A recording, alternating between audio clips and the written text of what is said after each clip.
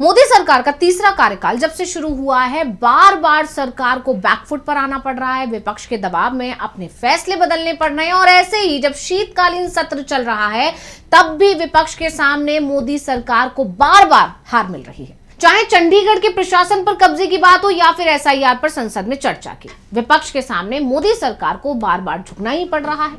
चंडीगढ़ को लेकर जो बिल आने वाला था वो टल गया, तो एसआईआर पर जो कुछ विपक्ष चाहता था उसे भी मान लिया गया। यानी अब सरकार एसआईआर पर चर्चा के लिए तैयार हो गई है और इसके लिए बाकायदा तारीखें भी दे दी गई हैं। और इन सब के बीच में एक और फैसला है जिस पर सरकार ने यू टर्न ले लिया है कि अब लोगों की जासूसी से जुड़े एक मोबाइल ऐप पर फैसले पर 3 दिन तक लगातार अलग अलग बयान देने के बाद आखिर में सरकार को अपना फैसला पलटना ही पड़ा है। यानी जो कुछ भी विपक्ष बोल रहा था उस पर मोहर लग गई है, क्योंकि सरकार ने अपना फैसला पलट कर यह बता दिया है कि सरकार मान रही है कि विपक्ष के आरोपों में दम था।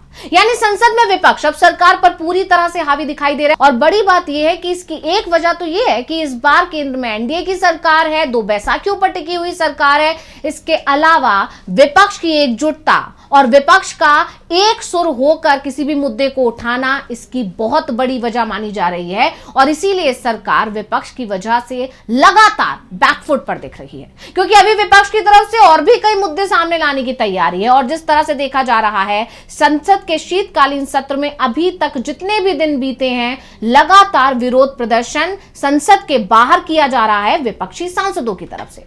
तो आज हम विपक्ष की बड़ी जीत और मोदी सरकार को मिल रही लगातार हार पर अपनी इस स्पेशल रिपोर्ट में करेंगे बात। नमस्कार, मैं हूं Anshita.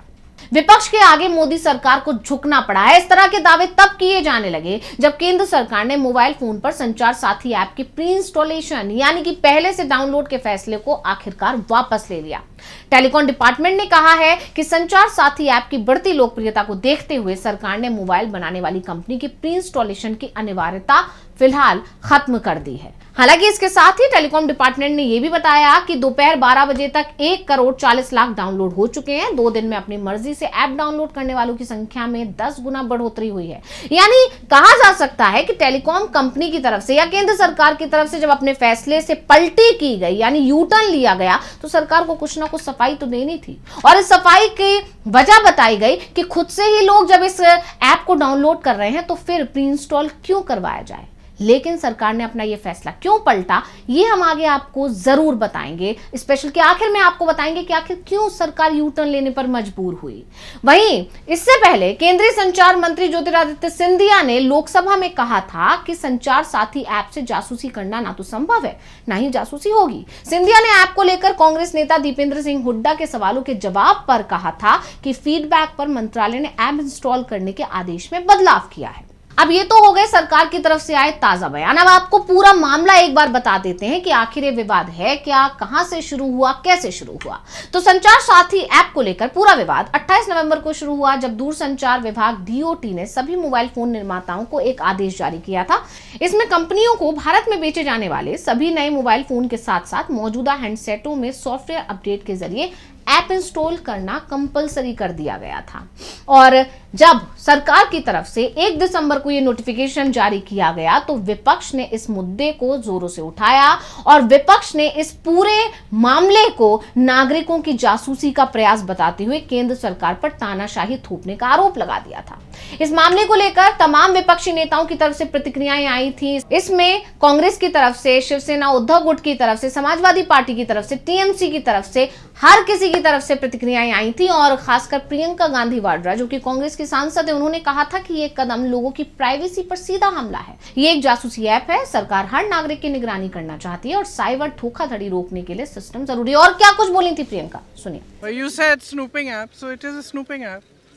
I mean, clearly, it's ridiculous. Now, where else do they want to, I mean, citizens have their right to privacy. Even all of you must be having a right to privacy to send your own messages to family, friends, without the government looking at everything.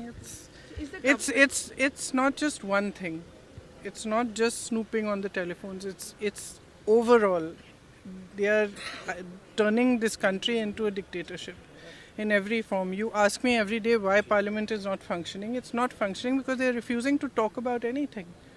Security, yeah. But that's a very fine line, no? It's a very fine line between fraud is easy to report and we can see everything that every citizen of India is doing on their phone. So it's that's not how it should work. There should be an effective system to report fraud, and we've discussed this at great lengths on cyber security and this and that, and definitely there's a need for cyber security, but that doesn't mean that it gives you an excuse to go into every citizen's telephone. I don't think any citizen would be happy with that. Priyanka ने साफ साफ कहा है कि ये आदेश लोगों की निजी जिंदगी में अनावश्यक दखल है। यानी जब इस मामले ने तूल पकड़ा, विपक्ष की तरफ से आरोपों की बौछार की गई, कांग्रेस की तरफ से और भी कई गंभीर आरोप लगाए गए, इसे तानाशाही करार दिया गया। यानी विपक्ष की तरफ से उठाए गए सवालों से सरकार पर इतना दबाव बढ़ा कि पहले ही सिंधिया ने कह दिया कि ये ऐप ऑप्शनल है, आप जब चाहें इसे अपने फोन से हटा सकते हैं। पहले सुनिए ज्योतिरादित्य सिंधिया ने क्या कहा था। आपके फोन पे जब आप फोन खरीदते हो तो उस पे कई ऐप्स आ जाती हैं, जैसे गूगल मैप्स भी आ जाता है। अब आपको गूगल मैप इस्तेमाल नहीं करना है तो आप डिलीट कर लो। अगर आपको संचार साथी इस्तेमाल नहीं करना है तो डिलीट कर दो। इसका मतलब ये ऑप्शनल है सर। ऑब्वियसली डिलीट कर सकते हो आप, कोई प्रॉब्लम नहीं है। तो बात का बतंगड़ एक मिनट, वही तो हर भ्रम को मैं तोड़ने की कोशिश कर रहा हूँ। ये कस्टमर प्रोटेक्शन की बात है और हर भ्रम को मैं तोड़ने की कोशिश कर रहा हूँ।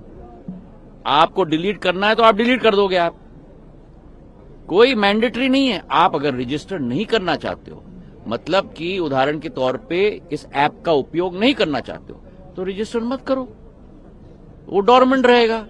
डिलीट करना है तो डिलीट कर लो। पर क्या हो, एक मिनट, पर हर व्यक्ति को देश में नहीं मालूम कि मुझे फ्रॉड से प्रोटेक्ट करने के लिए, मुझे चोरी से प्रोटेक्ट करने के लिए ये ऐप है। तो हर व्यक्ति तक ये ऐप पहुंचाना हमारी जिम्मेदारी है। अगर आपको डिलीट करना है तो डिलीट कर दो, नहीं इस्तेमाल करना है तो रजिस्टर मत करो। जब आप रजिस्टर करोगे तभी तो एक्टिव होगा, रजिस्टर नहीं करोगे तो इनएक्टिव होगा। यानी केंद्र सरकार एक नोटिफिकेशन जारी करती है और उसमें कहती है कि इस ऐप को हर मोबाइल फोन में इंस्टॉल करना अनिवार्य है और ये डिलीट नहीं हो सकती। इसके अलावा टेलीकॉम कंपनी को भी निर्देश देती है कि वो अपने मोबाइल फोन्स में इस ऐप को जरूर इंस्टॉल करके दें, यानी प्री इंस्टॉल करके दें, और इसे डिलीट नहीं किया जा सकता। ये नोटिफिकेशन जारी किया जाता है, लेकिन उसके बाद ये बवाल मचता है और केंद्र सरकार ने 28 नवंबर को अपने आदेश में मोबाइल फोन निर्माताओं से कहा था कि वो स्मार्टफोन में सरकारी साइबर सेफ्टी ऐप को पहले से इंस्टॉल करके बेचें। इस आदेश में एप्पल, सैमसंग, वीवो, ओप्पो और शाओमी जैसे मोबाइल कंपनियों को 90 दिन का समय दिया गया था। आदेश के अनुसार इस ऐप को यूजर्स डिलीट या डिसेबल नहीं कर सकेंगे। पुराने फोन पर सॉफ्टवेयर अपडेट के जरिए ये ऐप इंस्टॉल किया जाएगा। हालांकि ये आदेश फिलहाल पब्लिक नहीं किया गया था, बल्कि चुनिंदा कंपनियों को निजी तौर पर भेजा गया था। और इसी बयान पर जब बवाल मचा तो अगले ही दिन संसद के बाहर ज्योतिरादित्य सिंधिया ने साफ साफ कह दिया कि ऐसा कोई अनिवार्यता नहीं है,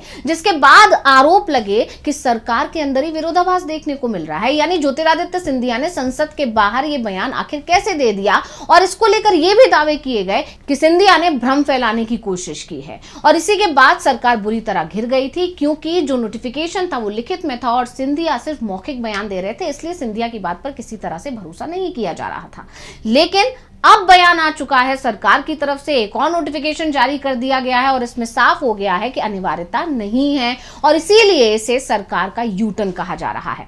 और अब आते हैं मुख्य सवाल पर कि आखिर ऐसा क्यों किया गया सरकार की तरफ से। तो आपको बता दें कि सरकार ने भले ही 90 दिन का समय दिया था और सभी टेलीकॉम कंपनीज को यह आदेश दिया था, निर्देश दिया था कि ये ऐप प्री इंस्टॉल होनी ही चाहिए, लेकिन दुनिया के दो सबसे पॉपुलर ऑपरेटिंग सिस्टम iOS और एंड्रॉइड के निर्माता एप्पल और गूगल प्राइवेसी और सिस्टम सिक्योरिटी के चलते सरकारी आदेश को मानने से उन्होंने इनकार कर दिया था, जिसके बाद सरकार को यूटर्न लेना ही पड़ा। यानी सरकार का आदेश टेलीकॉम इंडस्ट्री ने ही नहीं माना, इसलिए सरकार के पास कोई चारा नहीं बचा और इसके अलावा विपक्ष की तरफ से जो दबाव बनाया जा रहा था उसने भी सरकार को मजबूर कर दिया। यानी सरकार विपक्ष के दबाव के आगे हार। तो स्पेशल रिपोर्ट आपको कैसी लगी हमें कमेंट करके अपनी राय जरूर दीजिएगा। इसी के साथ मुझे दीजिए इजाजत। देखते रहिए DV लाइव। नमस्कार।